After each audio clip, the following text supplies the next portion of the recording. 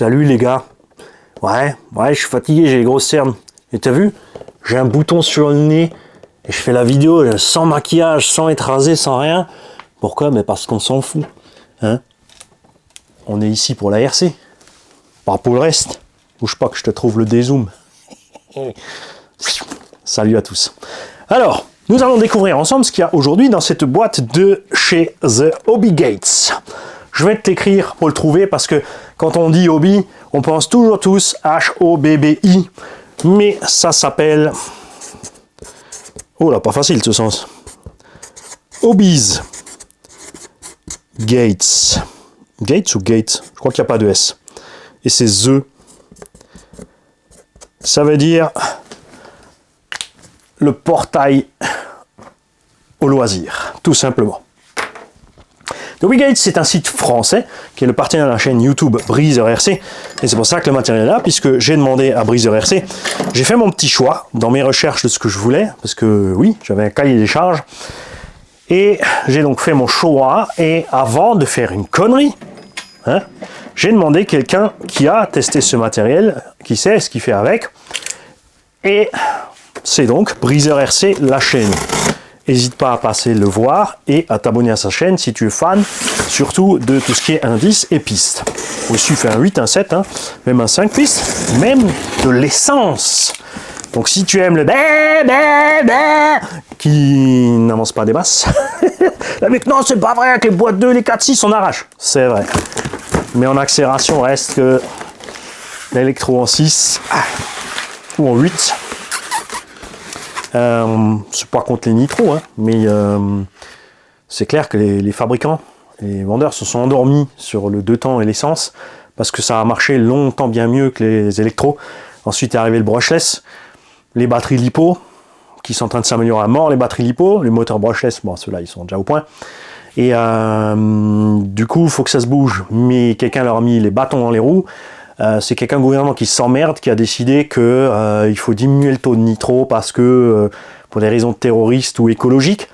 Mais si tu tires sur les gens qui roulent avec des petits moteurs de temps en temps le week-end, une fois par mois, certains peut-être plus, mais la plupart moins, en petite voiture radiocommandée, il serait peut-être temps aussi de déglinguer tous ceux qui débroussaillent, qui tondent la pelouse, les couillons en avion privé qui font que des tours pour voler, les ULM, et j'en passe, c'est des meilleurs. Alors, je veux dire, ça va te faire drôle, et on va d'abord te couper la clim de la maison, très cher politicien, parce que tu pollues, et ensuite on va t'enlever ton gros 4x4 parce que tu es tout seul à bord avec un 4x4 pour aller faire 1 kilomètre, et ce genre de conneries. Hein? Ça déraille, je vous le dis, ça déraille.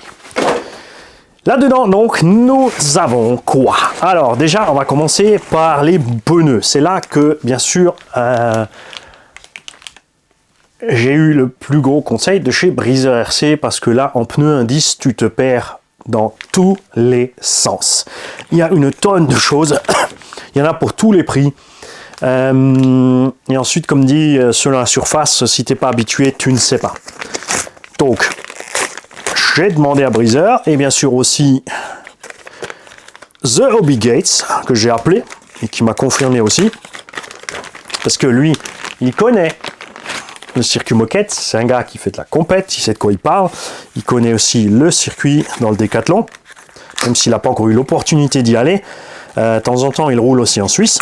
J'espère vraiment un moment, je lui ai dit au téléphone, hein, je te le répète, que quand tu seras dans le coin, qu'on puisse aller rouler ensemble à ce circuit du SAM 68 au Décathlon pour te présenter aussi que les gens te voient, hein, parce que je sais qu'il y en a qui n'aiment pas être en vidéo ou face caméra, mais le fait est pour vendre, quand les gens voient ta frimousse, ils ont plus confiance.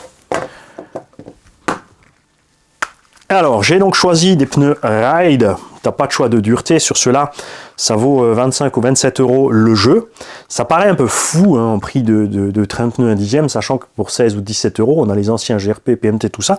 Donc 35 euros le train. Là, on est entre 25 et 30 euros aussi. Enfin, il y en a même encore des plus chers. Et tu sais pas trop. Alors, beaucoup roulent en slick. Moi, je préfère les trains à profil. Pourquoi? Parce que j'ai pas envie de traiter les pneus. Et ils sont un peu spécifiques à ce que je vais utiliser là. C'est livré collé déjà, mais Bon, c'est pas du pneu de Monster, Mani. Est-ce que tu n'étais pas obligé non plus de tirer dessus? Ça, c'est un peu décollé, donc à vérifier le collage de vos roues. Les jantes blanches existent en rayon ou à bâton comme ça, magnifique, regarde, tu vois. Les photos leur donnent pas raison, hein. Elles sont vraiment bien foutues. C'est chouette. Donc on va tester ça aussi sur la table pour qu'on voit un peu la différence avec les différentes roues que j'ai. J'ai pris en plus parce que ça, j'ai pas pu m'empêcher quand j'ai vu ça. C'est que il y a un fabricant qui s'appelle Axon, c'est en anglais. Donc Axon pour les Français, qui vend du Axon Spur Gear TCS V2 48P 84T, donc 84 tous, c'est les dents, 48 pitch, c'est le module. Non pas donc en module 64, mais en 48, parce que si ce qui est là-dedans est en 64, si le bruit m'emmerde, on va le passer en 48. J'aurais bien aimé trouver, bien sûr, du module 08 ou du module 1. Alors là, Mani, il est bien. Parce qu'en KV moteur, on a tout ce qu'on veut, donc on peut compenser sur le KV si on n'a pas l'étagement qu'on veut. On va rester cool, on va commencer en 17 tours 5, parce que c'est ce qui s'utilise en général dans cette catégorie. Et ce qu'il y a là-dedans, c'est une Express par Renault Execute FT1S, donc Front Touring 1 Sport, tout simplement. Donc c'est un kit 1/10 Sport FVD Front Wheel Drive, donc traction, non pas traction avant, c'est traction ou propulsion. C'est pas que c'est faux de dire traction avant-arrière, c'est qu'il manque un morceau.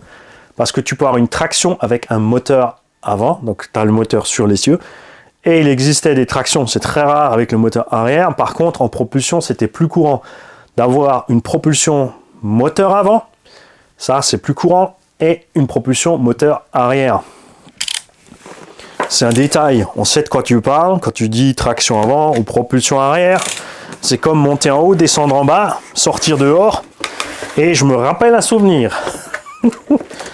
Il y en a plein comme ça s'appelle un pléonasme. Mais vaut mieux le dire 2 fois que pas du tout des fois. Alors là-dedans, on a bien sûr les stickers. Un set de plots de carreaux, puisque c'est un kit donc, qui va pouvoir accueillir plein de modèles de carreaux différentes. Ça c'est sympa parce que ça veut dire aussi ceux qui cherchent des plots de carreaux de plein de longueurs différentes. Puisque eux ils font ça et que la qualité elle m'a l'air pas mal du tout, parce qu'il y a aussi un petit kit comme ça T2M, les trucs tu les prends, tu les plies en deux, tu les jettes à la poubelle. Donc si ça c'est costaud au niveau qualité, on va pouvoir se prendre ce morceau là du kit pour n'importe quelle voiture. Eux ils ont fait les sachets par train, regarde. Donc on a ici le bag I qui contient clairement le train avant, puisqu'on a les CVD ici. On a le petit kit de transmis principal, donc regarde, ouais. Donc est-ce que cette courroie universelle, cette couronne, pardon, où est-ce que je l'ai mis, vais-je réussir à la monter? Elle est un peu plus grande quand même, hein, donc il faut la voir avec l'étagement, hein, c'est là que ça va être chaud. La couronne avec le tout petit module. Je sais pas pourquoi ils arrêtent pas ces petits modules, c'est rien. Ça c'est quoi? Ça doit être le support cerveau compagnie ou un truc central. Mais non, en douille. C'est le bulkhead arrière. Donc, en gros, ils t'ont mis les éléments par train. Tout simplement. Ou par partie. Le diff. À pignon. 2 planétaires, 4 satellites. Tu peux bien sûr mettre des spools, des roues libres. Après, il n'y a pas de limite. Hein. Là, tu peux équiper comme tu veux. Ils ont séparé les vis. Regarde par petits sachets. Regarde de taille de vis. Regarde ça. Tu vois, tu as les 3x10, 3x8, toutes les vis sont séparées. On a les tourelles de suspension, les pièces carbone donc pour la direction, les amortos. Ils te livrent avec l'huile. Oh, oh, oh. Et les mecs du 8e TT, regarde. 1 0 0 0 0 0 0 CST, 1 million de CST. Pour le diff d'une petite 1/10. Pour ceux qui te disent, il faut pas mettre des huiles dures, ça cache les diffs. Tu sais quoi? Va poser une pêche, mon gars. Donc tout est séparé. Et la pièce maîtresse, bien sûr, ici, le Fafi. en carbone et qu'il est beau. J'ai donc choisi une traction. Parce que bien sûr, j'ai déjà roulé du propulsion, j'ai déjà roulé du 4x4, j'ai déjà roulé du traction dans le temps sur un dixième, mais c'était pas vraiment efficace. T'avais pas les pneus, puissance en charbon ridicule, la traction était pas géniale. Il y a certains engins, bien sûr, de compétition déjà à l'époque qui marchaient très bien, mais après, moi, j'avais pas le budget hein, quand j'étais petit pour ce genre de choses. Donc bien sûr, j'avais testé une petite Tamiya à traction du pote. J'étais bien content que c'est lui qui l'avait, pas moi. Par contre, là, on va pouvoir faire des choses balèzes. Et pour ce qui est de ces tractions, il existe plein de possibilités. Celle-ci, spécifiquement, je vais t'en parler avec la notice. Après t'avoir montré ce que j'ai choisi comme carreau pour aller dessus, j'ai choisi une BT Design Iberia. Alors là, ça va être chaud de te montrer ça, parce qu'elle est encore transparente. Et maintenant, moi, j'ai plusieurs dilemmes. À l'heure où je te fais ces vidéos, nous sommes samedi et demain, on est au SAM 68. Donc, ça veut dire que j'ai la journée ou cette nuit pour monter ce kit, l'équipé du 17 tours 5 qu'on avait dans la Tamiya TT01, coller le 13 tours 5 dans la TAM. Il est impératif, bien sûr, en traction d'avoir... enfin, impératif, c'est mieux si tu as un combo à capteur, pour mieux gérer ta traction évidemment. C'est génial bien sûr si tu as aussi une radio où tu peux régler tes courbes d'accélération parce que ça te permettra de faire des choses pas mal. Avec une courbe d'accélération, si tu prends par exemple... alors sur la radio, tu pourras... Si sur les radios, je sais pas, non sur les radios tu peux choisir parabole ou machin. Mais si tu as, admettons, un combo Castle. Le combo Castle, tu peux mettre des points. C'est-à-dire que sur ta courbe d'accélération, au démarrage, tu peux faire un ESP. Enfin, pas un ESP, mais un anti-patinage. C'est-à-dire que gaz, moins de gaz, gaz, moins de gaz, moins de... Tu vois, même si tu fais comme ça, tes gaz vont aller par à-coup, ce qui fait que les roues, elles vont pouvoir prendre mieux. Il y a un tas de choses à faire, réglage électronique qu'on n'avait pas avant. Moi, j'avais un variateur 3 positions mécanique, hein, donc c'était 30%, enfin 33, 66, 100. Pour te dire que le démarrage en traction, c'était chaud. Hein. Cette carrosserie, regarde comme elle est belle. Et évidemment, pourquoi j'ai craqué? Parce qu'on ressemble, bien sûr, à une Subaru. N'est-ce pas? Donc j'ai très envie de faire l'exemple BT Design, ils ont fait ça magnifique. Hein. Mais si je fais ça, ça prend du temps parce que je vais devoir l'envoyer à un des carrossiers. J'ai pas encore demandé à Bash Brothers, Vince, de me peindre une carreau. J'ai envie de l'envoyer à lui, mais ça va mettre du temps aussi. Il a des choses à faire, il a aussi des projets. Et si je roule demain, ben, c'est sûr qu'il n'aura pas le temps de la faire. Donc, soit je mettrai la carreau incassable dessus, si je veux pas gâcher ce travail, ou je vais vite à côté, je prends une bombe et à l'aveugle, je te fais un truc fluo et c'est réglé. Hein? Mais ça va être beau. Mais c'est vrai que même une belle couleur unie, ça fait le travail. Hein. Tu vois, ça suffit. Et je peux acheter d'autres carrosseries pour faire des belles. On verra ça. On verra ça. Et maintenant, on va venir à la notice. Donc en traction, tu as plein de possibilités. Tu as bien sûr la traction, ce que j'ai pris là. Plus tu peux pas avec le moteur devant l'essieu. Donc ce qu'on appellerait donc traction avant, si tu veux. Traction avec moteur avant. Il y a des tractions qui ont le moteur. Là, c'est délicat parce qu'il y a la direction. Il existe donc des engins qui ont le moteur là. Mais c'est des 4x4 en fait. C'est pas des tractions. Tu as la XV01 et la MST Rally XXX. D'ailleurs, MST, est-ce que quelqu'un peut leur écrire ou écrire au site en France qui vendent des t-shirts MST qui se demandent pourquoi ils n'arrivent pas à vendre leurs t-shirts? Parce que personne en France, ou dans un pays francophone, va se promener avec un t-shirt MST. Maladie sexuellement transmissible sur un t-shirt moyen pour le plan drag, moyen. Alors, moteur là, c'est pas trop courant. Moteur là, c'est courant, mais justement en transmission 4x4. Et ce qu'ils font donc, c'est qu'ils mettent le moteur ici.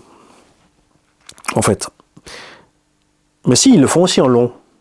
J'ai suivi, si, j'en ai vu justement avec la Carten à ça, la Carten T410 traction à le moteur de ce sens, la couronne simple, le cardan qui part devant, ensuite forcément le bulkhead avec le diff à portée conique, par la courroie, c'est les véhicules à courroie, ils ont le moteur là aussi avec la courroie qui va devant, C'est ce que j'ai testé sur la voiture Jean-Mi. C'était franchement super agréable à rouler.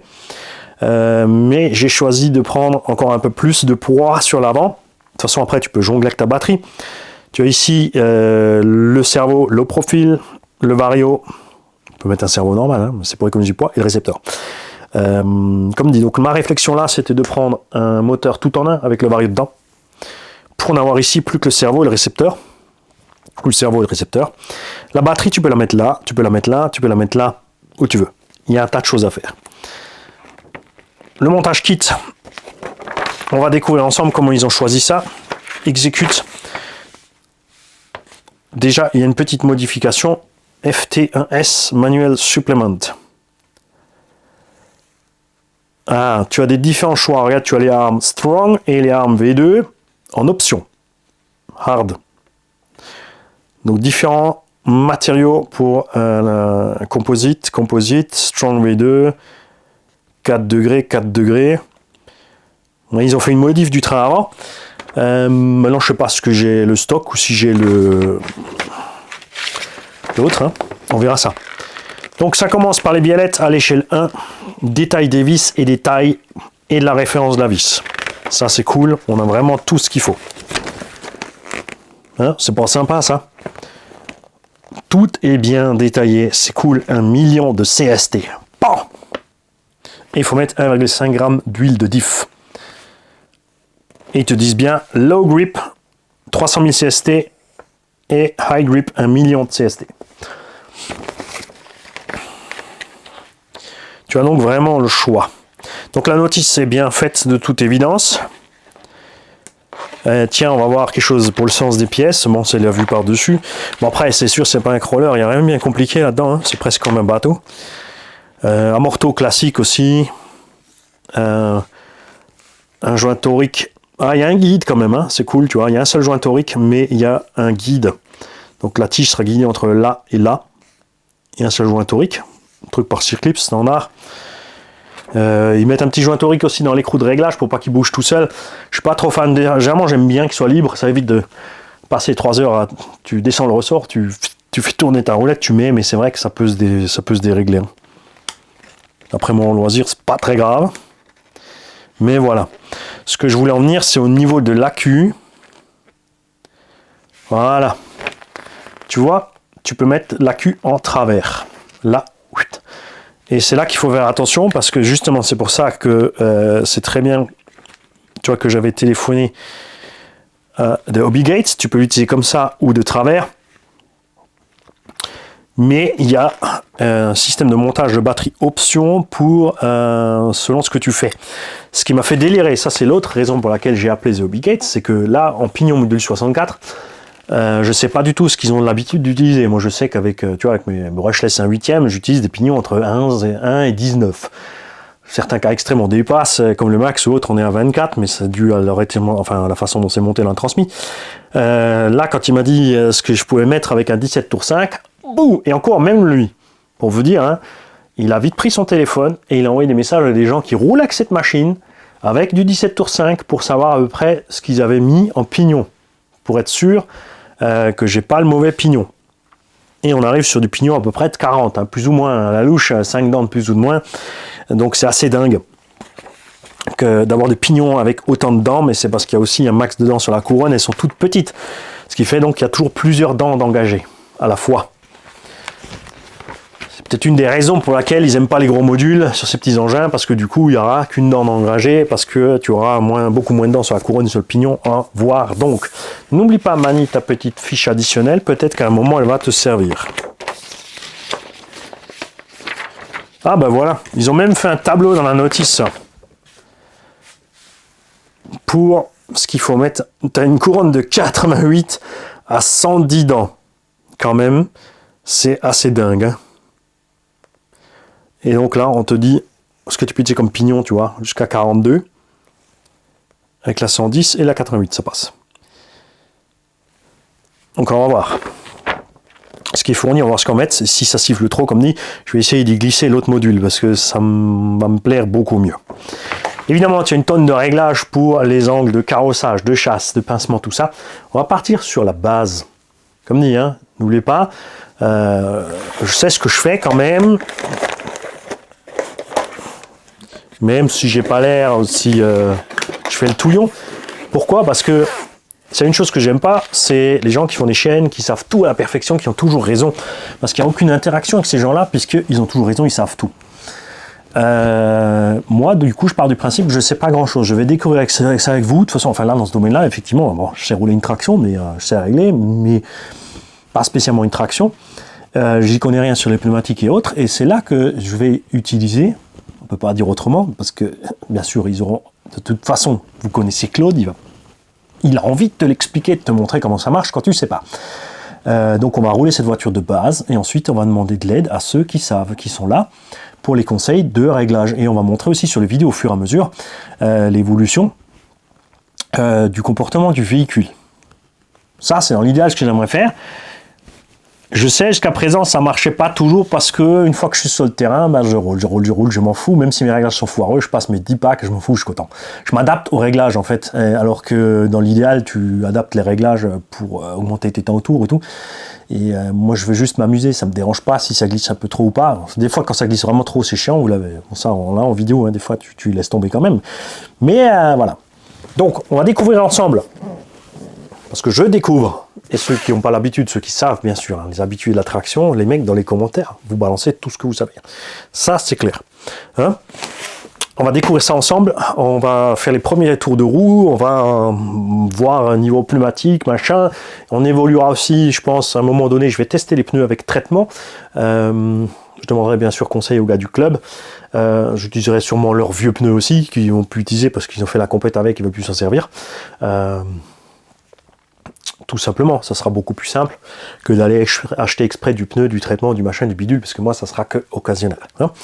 Donc, ceux qui sont fans de touring, indoor, traction 4x4, propulsion, tout ça, priez pour qu'il fasse vraiment très moche, qu'il pleut, qu'il grêle, que j'aille plus souvent au circuit. Parce que s'il y a soleil, c'est mort pour vous. Je serai dehors avec les monsters. Et là, bien sûr, aussi, on a un paquet de fans qui attendent ça. On a un paquet de fans de crawler aussi qui attendent un petit peu ça. Là, c'est pareil. N'oubliez pas que quand je vais sortir avec le crawler, c'est vrai que je pourrais tout de suite faire les réglages qu'il faut, suspension, le lest où je veux, machin, et sortir le crawler et crawler direct bien. Là, c'est pas drôle. C'est pas drôle. On va l'utiliser une fois, par exemple, surtout le CR01 avec les pneus. Là, c'est vraiment les pneus. Je suis sûr que les pneus du CR01, ça va pas aller du tout. Mais on va commencer crescendo, tu vois. Après, il faut être patient. Parce que je sais que certains, quand je vais commencer le crawler, ils vont vouloir une nouvelle tous les jours ou toutes les semaines. Alors que là, je vais peut-être commencer le crawler et après, ben, il fera beau, les pelouses seront tendues, je vais sortir les bestiaux, je vais m'éclater avec les bestiaux, je vais oublier le crawler. Entre-temps, je me dirai, il me sert pas, et je vais le vendre. Ça, c'est vrai, j'avoue. C'est ce qui arrive souvent avec les engins qui sont pas un 8, un 7. Allez les kikis, je fonce et je vous dis à bientôt. Avec le montage du kit de cet Express Execute. Merci à The Hobby Gates et merci Breezer RC. Salut.